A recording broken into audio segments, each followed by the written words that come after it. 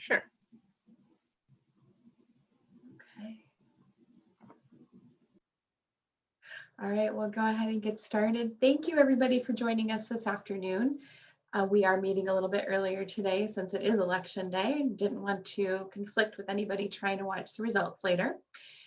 I'm here with Magdalena from Poland Tourism to give you some information about Poland and why that's a country that is really up and coming in Central Europe. And if it's not on your radar, it definitely should be.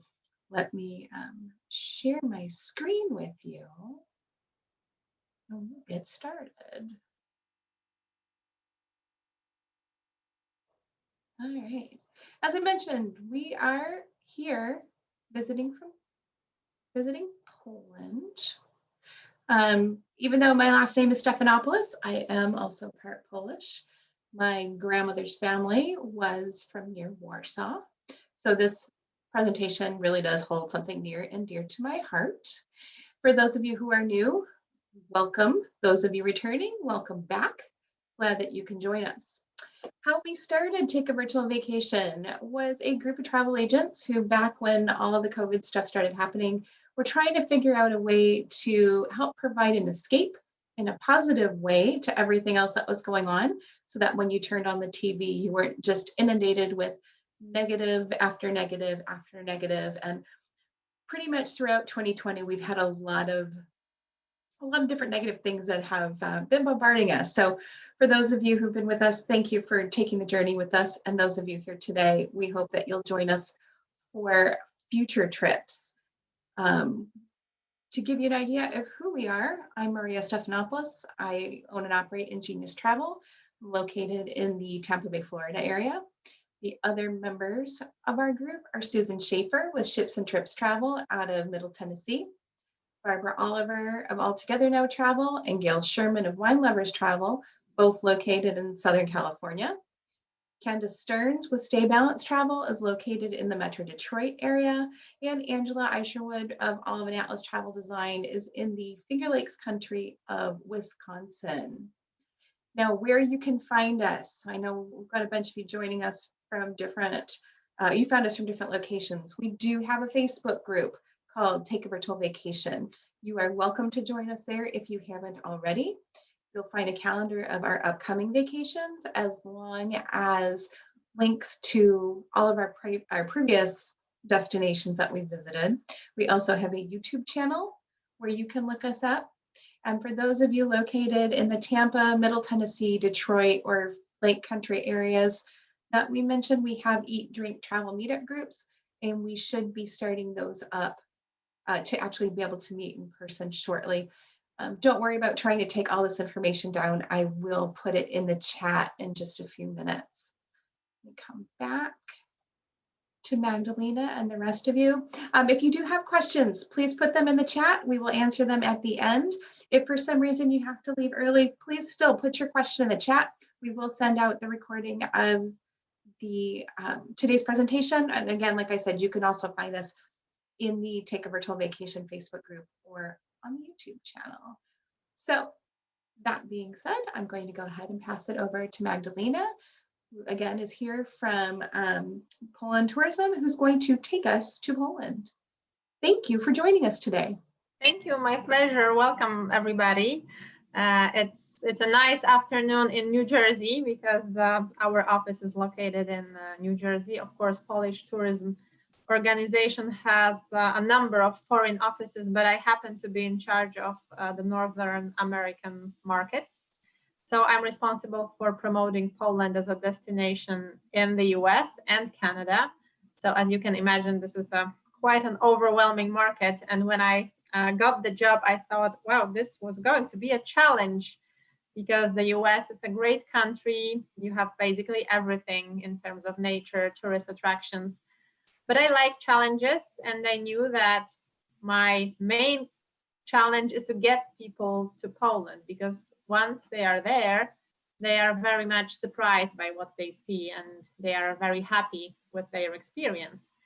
And I'm going to tell you about my country today. I have prepared a short presentation. And I will try to answer your questions. I would like to focus on why it's a good idea to plan your trip to Poland now during this unusual time, and why Poland is a good destination to consider. So let me share my screen now, and you will see what I've got for you. Okay. So yes, the question that is at the beginning of my presentation is why go? Probably you ask yourself the question a lot when you're considering different destinations because it's such an unusual time for everyone. But I'm trying to focus on a couple of reasons that may be especially relevant for us now. And why is Poland a good choice now? Poland is still on the rise. It's even though it's located in the center of Europe, it's still considered pretty much undiscovered. It's very fresh, and that means there is no over tourism. I think at the moment we have definitely revised our expectations in terms of traveling, and our priorities in general are now different. We are not only looking for a place that is interesting and offers a wide range of attractions, but also a place that is safe. Safety comes first. And the fact that Poland has never been particularly crowded is especially appreciated right now. You don't want to be in a place with tons of other people. Poland has a surprisingly diverse nature. Actually, the name Poland translates into the land of fields, but there is just so much more than fields. I'm going to show you in the further part of the presentations that we have both mountains, lakes, and seaside. Poland is located in the center of Europe, and this is very important. You don't want to be in a place that is sort of uncivilized and it's hard to get there. Poland is very accessible and it has a modern healthcare system, which is very important right now. What has always been important for travelers is the fact that Poland is very affordable. And I think people are now leaning toward traveling on the budget because times are so unpredictable. And Poland is really very affordable in spite of the fact that it's in the European Union, it's right in the center of Europe. You can have really great experience, fantastic quality of services at a very good price. Poland is compact in size, especially for Americans. We are only the size of Arizona or New Mexico. And yet we are a very diverse country. You don't have to spend hours traveling from place to place. Even a short visit will give you an opportunity to see different places, different landscapes, different cities. And it's easy to travel by car if you don't feel comfortable traveling by rail or by domestic flights right now, you just don't have to. Poland has been praised for safety recently, and I'm going to move to that part in a little while. It's generally a proof that Poland is considered a safe country during the pandemic and hopefully also in the post-pandemic times. We are all looking forward to these times. And we have also come up with a few industry initiatives to increase travelers' safety and comfort, and they are quite interesting too. And I'm going to talk about them in a little while. So, praise for safety. European best destinations and international organization promoting tourism selected Gdańsk and Warsaw among the safest cities in Europe and also among safest Christmas destinations in Europe. Both Warsaw and Gdańsk, but also many other cities in Poland have wonderful Christmas markets. And you can feel safe when planning your trip, even now, even during this unusual time. And Hel Peninsula, you can see in the bottom of the slide, was listed in the top 10 safest beaches in Europe. Polish Tourism Organization has created a certification program called Poland, the Safe Choice. It's basically a list of safe accommodations, hotels, inns, homestays even. So all the places that offer accommodation, and these places officially confirm that they follow the government protocol and safety rules. So they take extra effort to make sure that the guests are safe and that the rooms have been properly sanitized, and that the staff follows all the necessary procedures. So if you want to make sure that you are staying at a safe place, please visit this website. I will also share it in the resources after the presentation. And it's a very useful tool when you're planning a trip.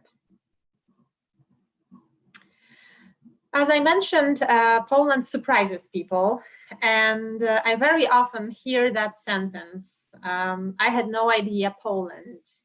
I hear that sentence from people who went to Poland, from journalists, influencers that I send to Poland every year.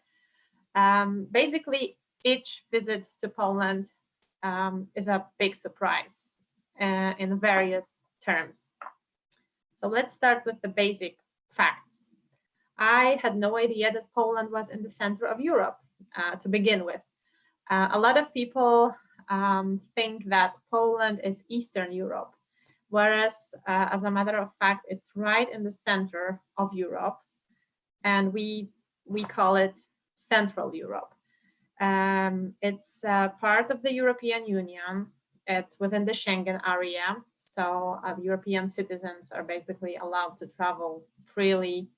At the moment, American tourists are not allowed into Poland, but hopefully it will change soon. However, in spite of being in the European Union, Poland has a local currency. It's the Polish zloty. And this is especially good news for Americans because the exchange rate is very good, and the value for money you get is really excellent. But as I mentioned, Poland, in comparison to Western Europe, is very affordable.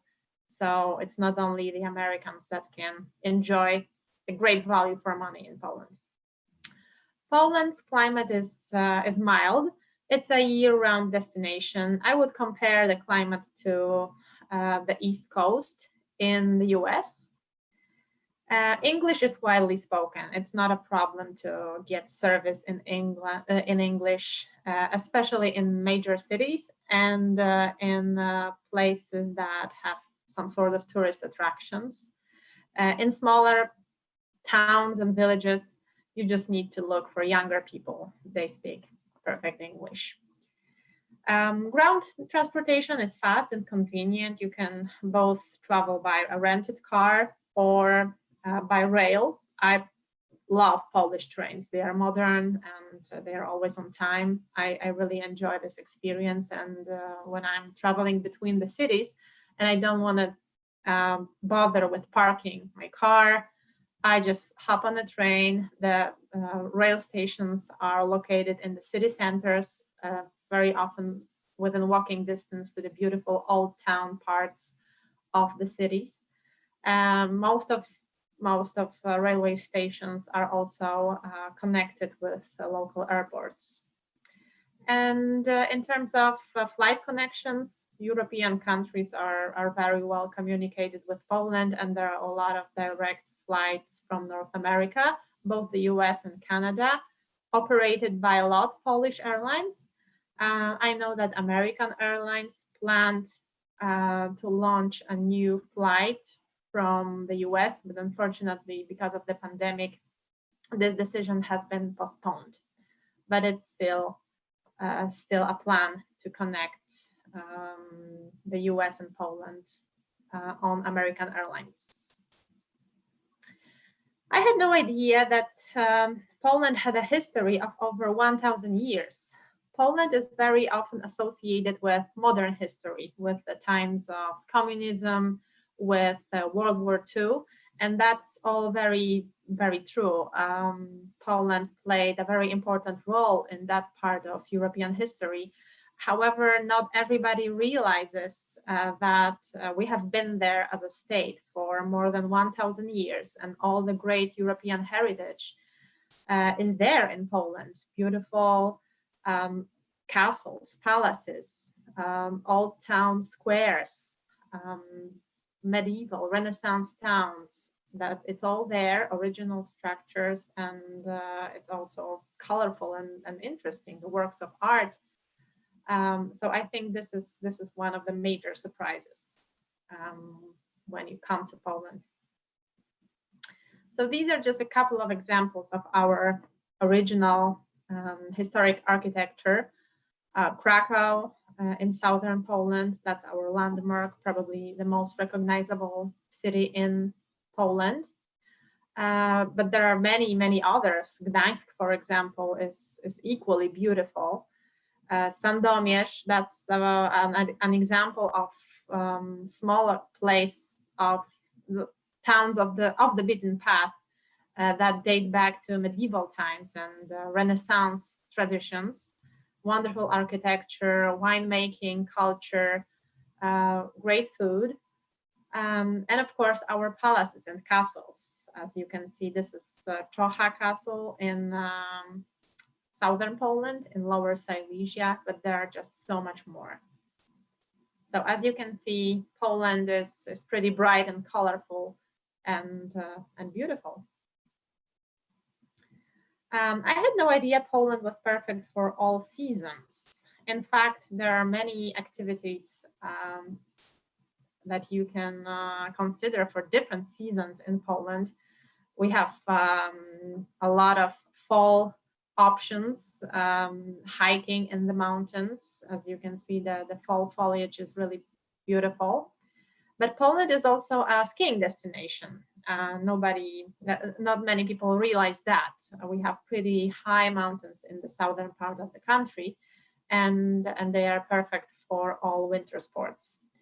Spring is my favorite time for city hopping because cities are even less crowded than usual, and the weather is beautiful. Days are long, so you can really squeeze a lot of activities into one day. And the summer is the best season to enjoy the Baltic coast. As I mentioned before, Poland translates into the land of fields. So the association is that it must be flat.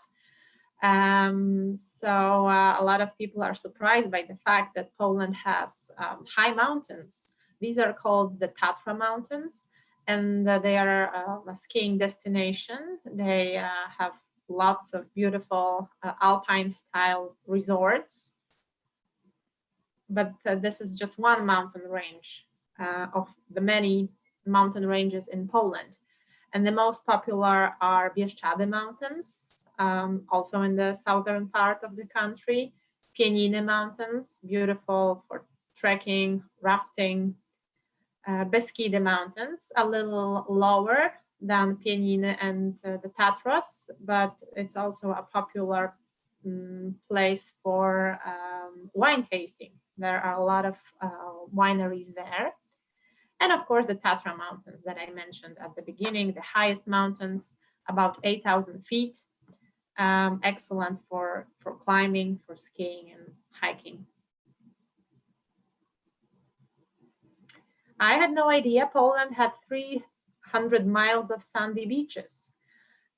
We've got a Baltic coast in the northern part of the country. The climate is mild, as I mentioned, it's comparable to East Coast in the US, so it's definitely a summer destination. But since the air in that part of the country is considered really good for your health, a lot of people just go there during other seasons as well. The Baltic coast is generally much cleaner and less crowded than, for example, the coasts you find in Southern Europe, so the Mediterranean, the Adriatic Sea.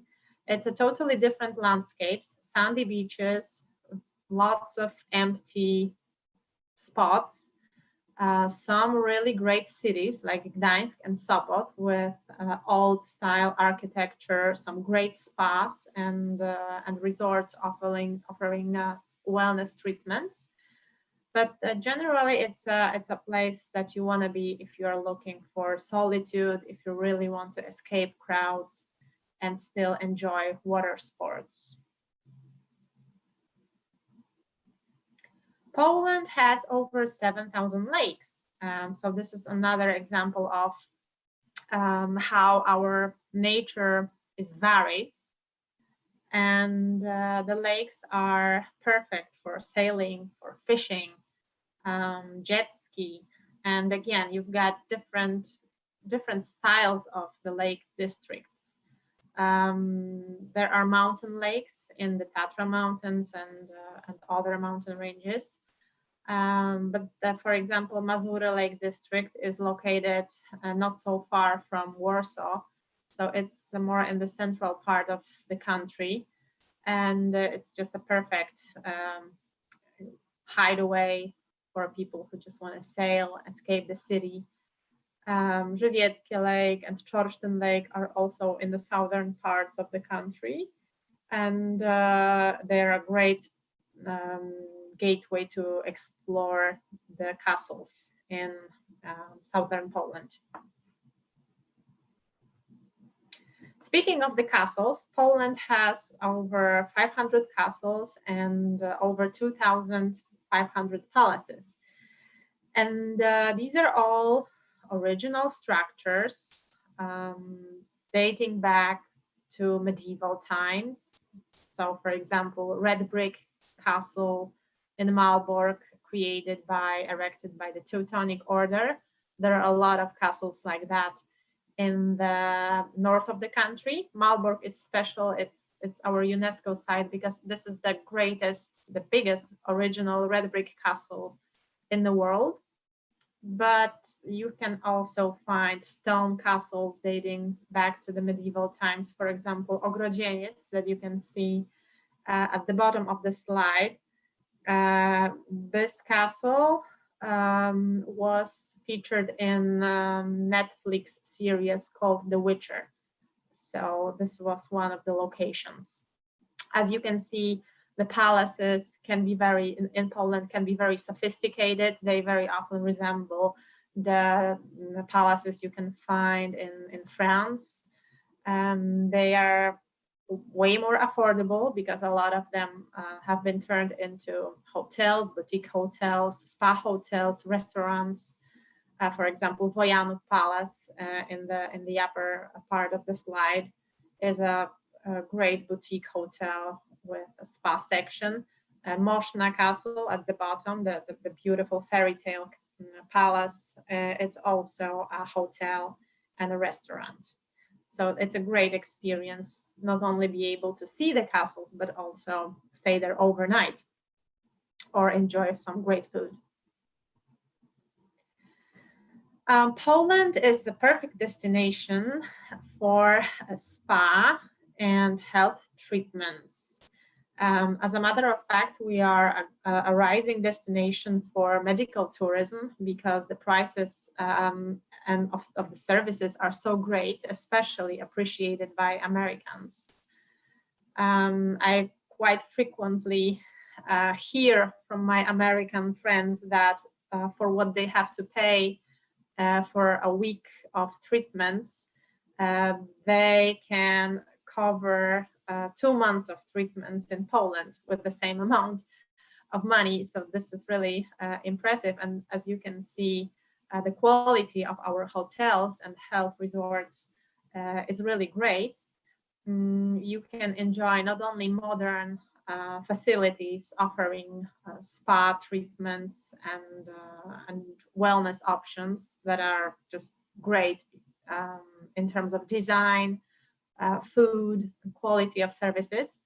But what is also worth taking into consideration are our spa towns. We have a long history of spa treatments. We have towns in southern Poland in the mountains or at the seaside that offer their own natural thermal springs, mineral waters. The air has great quality there. So being in these places themselves is a treatment. But of course, it's great to enjoy all the hot springs, the swimming pools, and the treatments that you can have. So these are just a couple of places. It was hard for me to really select the pictures for this slide because there's just so many places to choose from. I picked Ryn Castle in the bottom part of the slide because you are actually able to stay in a medieval castle and just have a swim in the cellars and enjoy spa treatments. And of course, all the other places you can see in this slide are located in southern Poland in the mountain regions. But there are also great places in northern Poland. So just make sure you have Polish spas on your radar. UNESCO sites. Poland has 16 UNESCO sites, 15 cultural sites and 1 natural site. The 1 natural site is the Białowieża Forest in eastern Poland. It's the only place in Europe that you can see the European bison. And this is basically a forest that once grew all across the European continent in its unchanged form. No human interference, pure nature. Whereas the cultural sites include Wieliczka Royal Salt Mine. It's a very interesting place. Not everybody wants to go into a salt mine, but it's really amazing. It's basically an underground city carved in salt, including chapels, ballrooms, a spa, restaurants. It's really impressive. Malbork Castle, the old town parts of Warsaw and Krakow, the medieval town of Toruń and Zamość, and much more. Polish cuisine. This may be not so surprising because the Polish cuisine is pretty famous in the world, and wherever I go, I hear a lot of positive things about our cuisine, and that's all true. Polish cuisine is very authentic, and it has been shaped by the traditional old recipes, and its richness and variety definitely results from the fact that Poland had a very turbulent history, and that means a lot of different influences. Modern Polish cuisine is definitely based on local recipes and local ingredients. Our most famous dishes are definitely soups. We are soup lovers, and we can have soup made of practically anything. We love dumplings. We are great at meat, baking meat, frying meat, stuffing meat, all sorts of meat. We have some excellent mountain cheese, and our bread and pastries are really, really great. I think Polish bread is something that I really miss when living in the US. Of course, there are Polish bakeries and Polish shops, but it's not the same. You have to go to these places, you have to drive there. I really miss Polish bread in a grocery store. Poland is also famous for its traditional spirits, vodkas, liquors, craft beer. There are also a lot of really great wineries in Poland, and I will talk about them in a little while. Of course, this year is unusual, but usually what you can enjoy are the plenty of food festivals you have in different parts of Poland, culinary workshops, farmers market, breakfast markets, food trucks. So this is a really important part of the food experience in Poland, and hopefully next year it will be back.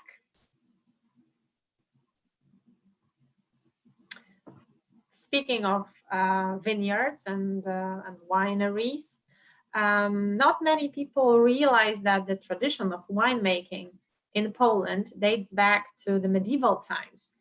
Modern history changed that a little bit. I think a lot of countries the countries which dealt with the times of communism, they suffered in the same way.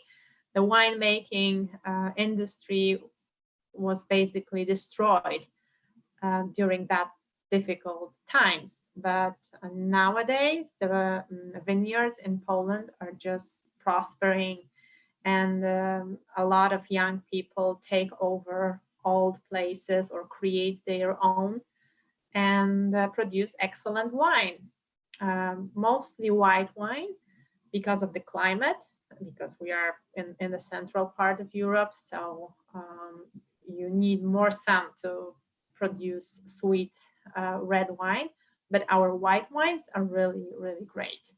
And as you can see, the views are amazing. These are the wineries in southern Poland, and because of the climate, that's where you will find most of the vineyards in Poland. As you can see, Poland as a tourist destination is recognized by different international organizations. And these are just a few of the distinctions that we are especially proud of. Krakow in southern Poland was named European Capital of Gastronomy Culture by the European Academy of Gastronomy. We regularly win contests organized by European Best Destination. So Wrocław in southern Poland, a beautiful city, got that title in 2018, whereas in 2019 and 2020, other cities in Poland were nominated for this title. Łódź in central Poland was put on the list of top 10 value destinations by Lonely Planet. And another distinction that we are proud of is the fact that Krakow in Poland has made it to the New York Times list, 52 places to visit in 2020. Of course, nobody knew what 2020 would bring when this list was created, but still we were very proud, and we still hope you can make it to Krakow and to Poland at some point. So this is basically it. I was trying to keep my presentation rather short, but there are many resources that you can use for further research. Poland.travel, that's our official website, and it's a great source of information if you want to explore Poland, if you need some more detailed information. The list of accommodations certified for safety can be found under that link. And in case of any questions, feel free to reach out to our office. We are based in Hoboken, New Jersey, which is technically just across the river from Manhattan, New York.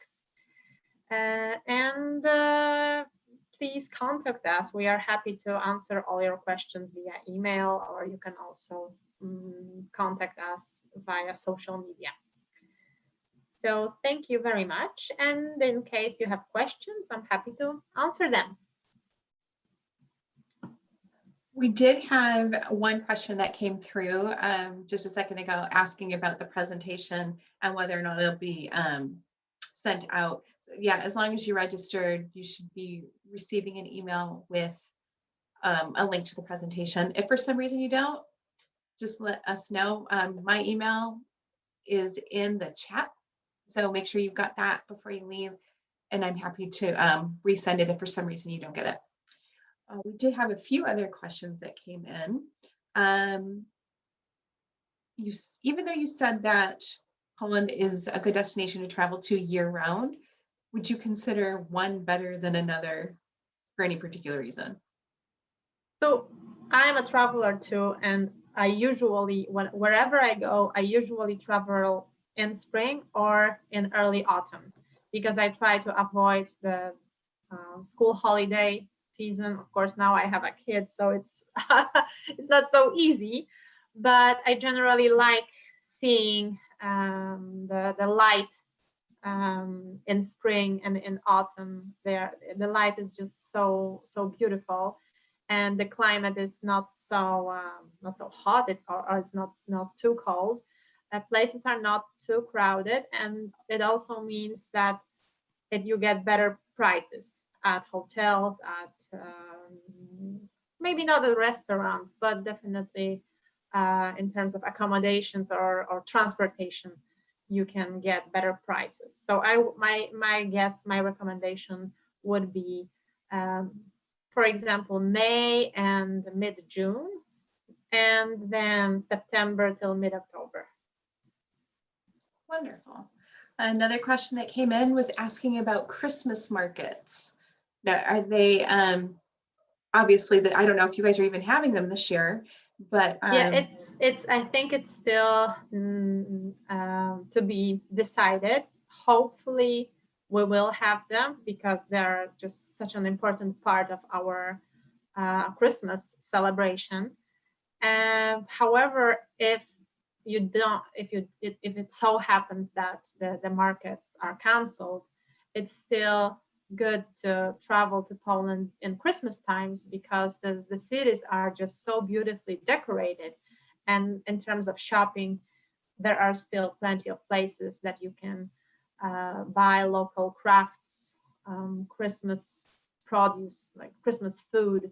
So hopefully we will have Christmas markets, but if not, it's still a beautiful season. And if this were a regular year and they were happening as scheduled, are they all over, or are they primarily in the southern area, northern area? They are all over. All big cities have them because all the big cities in Poland are old cities. So they have this central part that is called the Old Town. It's like a main square, and that's where you have these sorts of attractions. So both in Gdańsk, in the northern part of Poland, or in Warsaw, central part, Krakow in the south, Wrocław, Poznań in western Poland. So all major cities have them, and they usually start at the end of November and through Christmas time and the beginning of January. For those of you who are not aware of what a Christmas market is, basically it's if you think of almost like a street fair, an art fair that we have here in the States, it's set up similarly to that, where the businesses set up booths, and you'll find a lot of the handmade crafts. Depending on where the Christmas market is, you'll have local foods, local drinks, and lots of little things that you can buy for the holidays, and they do make great souvenirs to bring home. Yes, correct. You have hot chocolate stands. You've got hot red wine with spices. There is usually an ice rink somewhere, music playing. So it's just a Christmas fairy tale. It's very sweet and very nice. Oh, somebody asks if you tip in Poland. Oh, yes, you do. The usual tip is somewhere between 10 to 15%. So I think it's a little lower than in the US. But you usually tip in restaurants. You don't tip, you tip hotel staff, like the cleaning ladies. You simply leave some gratuity on the table, but you don't have to tip all the services that are delivered to you. So, for example, the taxi drivers, uh, the representatives of local DMCs, that's not very customary. Or if you go to a hairdresser's, or if you have a facial, a spa treatments, you don't tip the staff. That's not as popular as in the US. That's my observation. Wonderful. And what is the ideal amount of time for a first-time visitor to Poland? I would say a week, maybe 10 days, but Poland is very often combined with different European countries, especially by American travelers, probably because for them, on one hand, they have to travel across the ocean to get to Europe, so they want to see a couple of places. On the other hand, when they are in Europe, everything is just so close because the distance is nothing in comparison to the US. So it's also good to add a few extra days to your European itinerary and, for example, combine Prague in Czech Republic with Warsaw and Krakow. So you can just add, I don't know, 3 or 4 days. Poland is often combined with Hungary, with Germany, with Austria. Unfortunately, we are not a river cruise destination. I'm not exactly sure why, probably because of the natural reasons, like the nature of our rivers, and I'm not sure, but we are basically not a river cruise destination. But a lot of Baltic cruises stop in Gdańsk. So this is another way to combine Poland with the Nordic countries, for example. Perfect. And let's see, are there any other questions from the chat?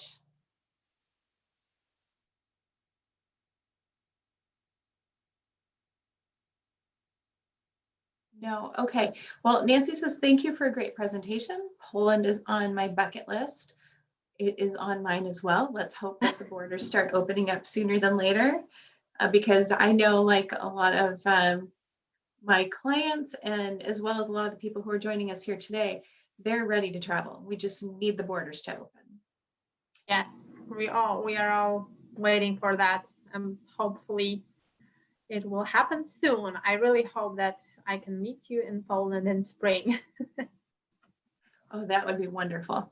Marianne says, I was in Krakow, last December. Decorations beautiful, and it was great. Went to the salt mine, castles, and all the beautiful churches. The market square was amazing. Looking forward to going back. Great, I'm happy to hear that. Do you have a particular destination in mind, Marianne, when you go back? Or does it matter? I'm not sure if she's still with us.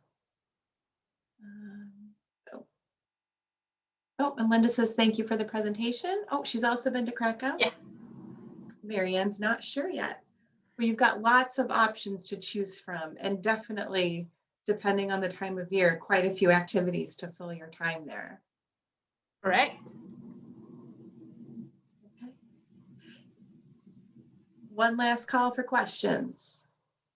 Well, if you don't think of a question now, but think of one after, feel free to reach out to one of the travel advisors who were listed in the chat. If you want to save the chat, you can do so by taking your mouse and hovering over the box on the right with the 3 dots in it. You'll see a pop-up that says more. Just click on that and click on Save Chat, and it'll put it into a Zoom folder on your computer. Oh, Marianne, you're welcome. Oh, yes, we'll get the recording out to you so that you can share that with your family, definitely. Oh, there's another question that came in. Okay. Philip is asking, how easy is it to access the countryside outside of, and I'm going to butcher the name, and I'm not sure if you can see the chat. Outside of Gdańsk, well, it depends really which places you have in mind, because Gdańsk is quite, it's very well communicated with the towns and villages along the shore. So for example, if you're headed for the Hel Peninsula, you can just hop on a train or use local bus. Otherwise, I recommend renting a car or a local transportation company that can just send a driver, and then the driver can take you to places. Street bash? I'm not sure what that is. I would need to see the Polish spelling. Philip, I'm going to, okay, you should be able to unmute yourself and say what that is, because I'm. Or he can connect with me after the presentation and I can help him. That too.